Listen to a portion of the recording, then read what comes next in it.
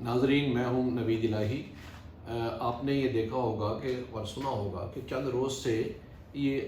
افواہ گردش کر رہی ہے کہ شاید امریکن فورسز کو پاکستان میں اڈے یا ایئر فورس بیسز فراہم کر دیے جائیں، اور اس پہ اگرچہ پاکستان کے فارن آفس کے اسپوکس پرسن نے تردید کی ہے کہ نہیں، ایسی بات نہیں ہے، ہم کوئی اڈے پرووائڈ نہیں کر رہے، لیکن شاید اس کی وجہ یہ ہے کہ 23 مئی کو جو ایک میٹنگ ہوئی پاکستان کے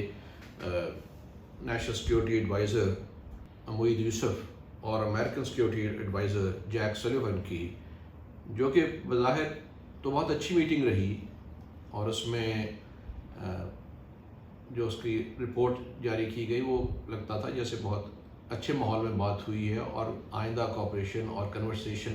جاری رکھنے کی بات بھی کی گئی، لیکن چونکہ اس میں کوئی ٹینجیبل چیز نہیں بتائی گئی تو اس پہ افواہ سازی نہ صرف پاکستان کے اندر بلکہ بیرون ملک بھی اس پہ خدشات کا اظہار کرنا شروع کر دیا گیا۔ اگرچہ پاکستان فارن آفس کے اسپوکس پرسن نے یہ واضح کیا کہ ہمارا ایگریمنٹ ہے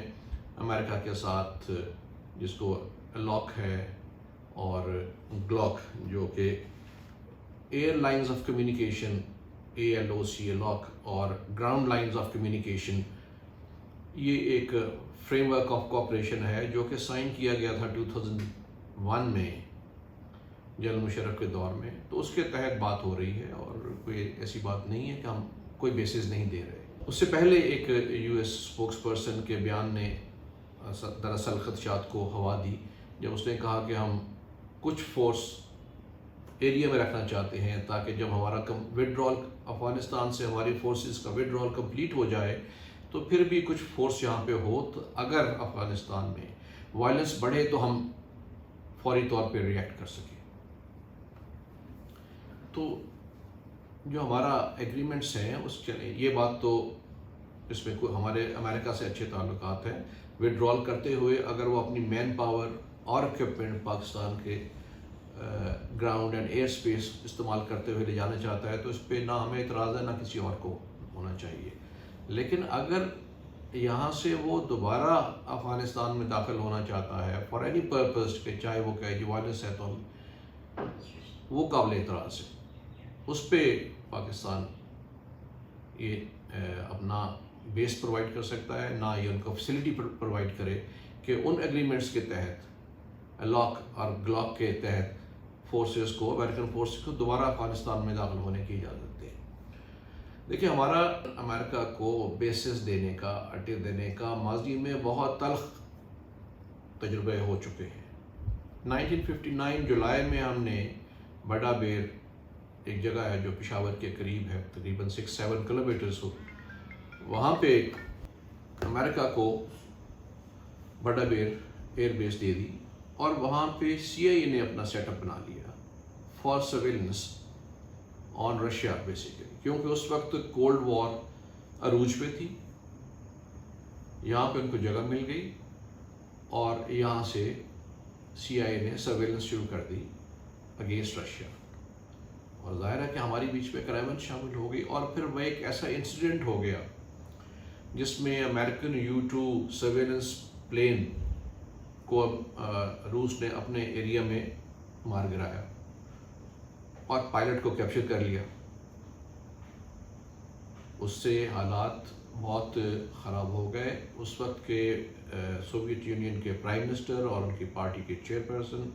چیئرمین خروشچیف نے پاکستان کو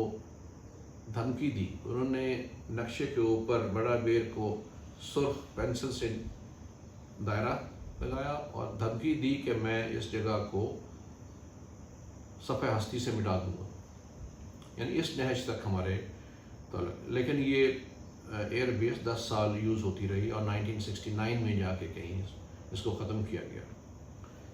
ایسی ہی حرکت دوبارہ دہرائی گئی 2001 میں، جب جنرل مشرف اقتدار میں تھے، انہوں نے امریکہ کو شمسی بیس جو بلوچستان میں تھی حوالے کر دی۔ Against CIA established a set up there which was obviously for spying, اور اس کے علاوہ وہاں سے جو بعد میں پتہ چلا کہ ڈرون بھی، جو ڈرون صرف نہ صرف سرویلنس کرتے ہیں لیکن بلکہ میزائل بھی فائر کرتے ہیں. اگرچہ پاکستان ڈینائی کرتا رہا اس کو، لیکن لندن کے اخبار دا ٹائمز نے ایک تصویر شائع کر دی جو کہ گوگل ارتھ سے لی گئی تھی، جس میں دکھایا گیا کہ شمسی ایئر بیس پہ ہینگر کے باہر پریڈیٹر ڈرون پارک ہوئے ہیں. اور بھی میڈیا نے اس کو اس پہ خبریں دی. پاکستان نے بھی کبھی ڈینائی کیا، کبھی تھوڑا بہت مان لیا کہ ہاں جی یہاں سے اکراس دا بارڈر آپریشن ہوتے ہیں، لیکن اس سے ظاہر ہے کہ ہمارے تعلقات جو ہیں اور ہمارے بارے میں تاثر جو ہے بہت برا گیا. اور یہ 10 سال جاری رہا یہ شمسی ایئر بیس. 2011 میں جب امریکن ایئر فورس نے پاکستان کے اندر 2-2.5 کلومیٹر اندر آ کے سلالہ میں بمبارڈمنٹ کر دی، اور جس کے نتیجے میں 23 پاکستانی سولجرز ور مارٹرڈ، تو پاکستان نے اس وقت امریکہ کو کہا کہ آپ امیڈیٹلی جگہ ویکیٹ کر دیں. آلریڈی بات ہو رہی تھی کہ ویکیٹ کریں، تو انہوں نے ویکیٹ کر دیا. اگر ہم دوبارہ ایسی اہم کانہ حرکت کرتے ہیں، جیسے کہ ابھی سننے میں آ رہا کہ ریسنٹلی نصیر آباد بلوچستان میں شاید کوئی ایک ایئر بیس بن رہی ہے. مئی میں ہی پاکستان ایئر فورس نے تجویز دی کہ یہاں پہ ایئر بیس بننی چاہیے، اور یہ بھی سننے میں آیا کہ وہاں پہ ایئر فورس آفیسرز گئے اور ڈپٹی کمشنر نصیر آباد ڈسٹرکٹ کے ساتھ علاقے کا دورہ کیا تاکہ وہاں پہ مناسب زمین جو ہے وہ انتخاب کیا جا سکے. تو عین ممکن ہے air force, Pakistani air force اپنے لیے وہ بیس بنا رہی ہو، لیکن جو افواہ سازی جاری ہے وہ یہ شو کر رہی ہے کہ شاید یہ 3ری دفعہ وہی کام ہونے جا رہا ہے. اور اس کے اوپر اس لیے بھی زیادہ تشویش کی بات ہے کہ سب سے پہلے طالبان کے ترجمان محمد نعیم کا بیان آیا کہ امریکہ افغانستان کے ارد گرد ممالک میں سے کہیں پہ بھی پاکستان کا نام لیے بغیر وہ اپنی فورسز رکھنا چاہ رہا ہے، جو کسی صورت بھی برداشت نہیں کیا جائے گا، کیونکہ وہاں سے وہ دوبارہ افغانستان میں مداخلت کرے گا. اس کے بعد روس کے فارن انٹیلیجنس کے چیف نے یہ بات کی کہ امریکہ سینٹرل ایشین کنٹریز میں یا کسی اور ملک میں اگین پاکستان کا نام لیے بغیر اپنی فورسز رکھنا چاہ رہا ہے، اور اس کا مقصد علاقے میں اپنا کنٹرول قائم رکھنا ہے. تو کئی تمام ممالک اس پہ خدشات کا اظہار کر رہے ہیں. اب اگر پاکستان کے چونکہ ہمیشہ سے امریکہ سے تعلقات رہے ہیں، لیکن ملکوں کے تعلقات انٹرسٹ بیسڈ ہوتے ہیں، تو پہلے تو یہ پتہ چلنا چاہیے کہ جو دونوں نیشنل سیکورٹی ایڈوائزرز ہیں پاکستان کے امریکہ کے، ان کے درمیان کیا بات ہوئی ہے اور کس انٹرسٹ کو ہم نے ان کے واچ کر رہے ہیں اور ہمارے کس انٹرسٹ کو وہ واچ کر رہے ہیں. دیکھیں بظاہر تو یہ لگ رہا ہے کہ وہ ہمارے کسی انٹرسٹ کو واچ نہیں کر رہے ہیں. ابھی کلائمیٹ چینج کی جو وہاں پہ سمٹ ہوئی جس میں تمام دنیا کے ممالک کو بلایا گیا، ہمارے پرائم منسٹر کو امریکہ میں مدعو نہیں کیا گیا. امریکن پریزیڈنٹ بائیڈن نے ابھی تک ہمارے پرائم منسٹر کو، پاکستان کے پرائم منسٹر کو کانٹیکٹ نہیں کیا. یو ایس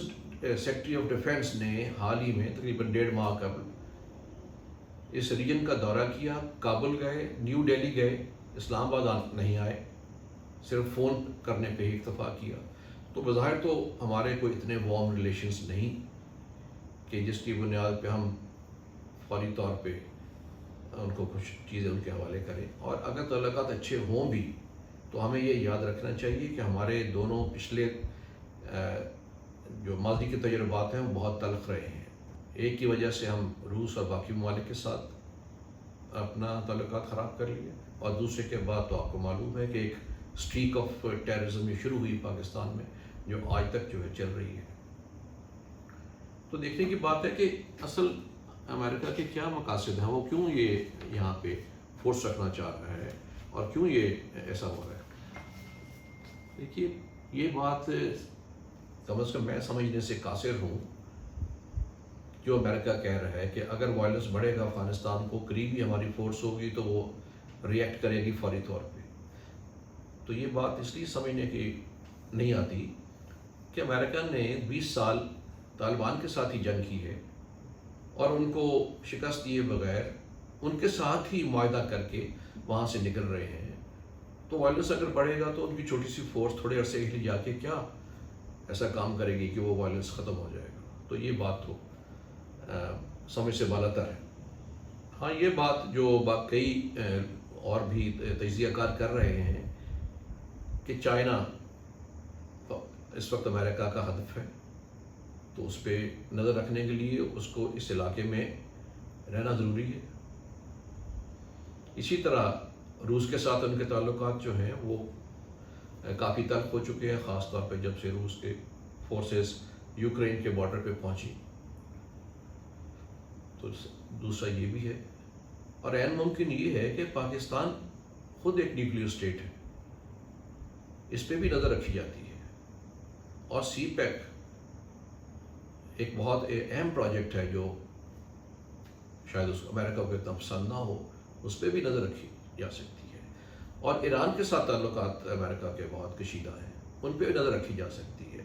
تو یہ تمام مقاصد ہو سکتے ہیں اور ہم ان مقاصد میں ان کا حصہ نہیں بن سکتے.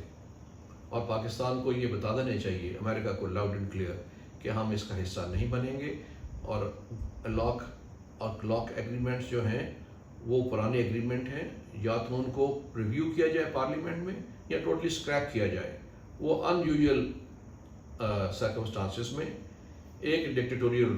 رول میں کسی سے پوچھے بغیر اگریمنٹ کیے گئے تھے. اب جمہوری دور ہے, اب یہ ممکن نہیں ہے. اور پاکستان کے لیے مشورہ یہی ہے کہ وہ ابھی ان ماضی کی غلطیوں کو مت دہرائیں اور ہم اپنے آپ کو دوبارہ ہلاکت میں مت ڈالیں, اور ہم نہ ایئر بیس پرووائڈ کریں نہ ہی